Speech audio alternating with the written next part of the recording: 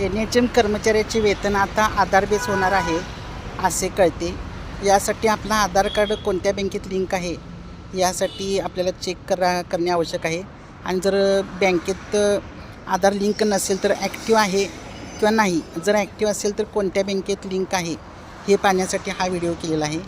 तर तुम्ही आपला आधार स्टेटस चेक करण्यासाठी पुढीलप्रमाणे कार्यवाही करा।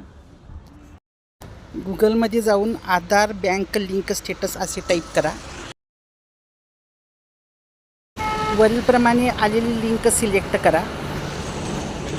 वरीलप्रमाणे लॉग इन विंडो डिस्प्ले होईल। त्यामध्ये लॉग इन केल्यानंतर या ठिकाणी आपला आधार नंबर आणि कॅप्चा टाईप करा। त्यानंतर तुम्हाला आपल्या आधारची स्टेटस त्या ठिकाणी दिसेल।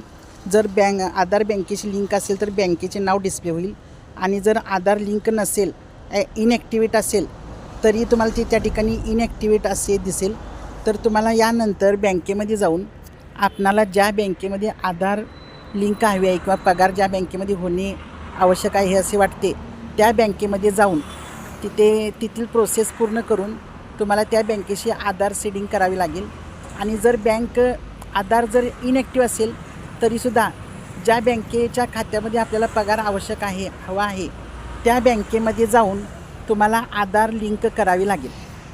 धन्यवाद।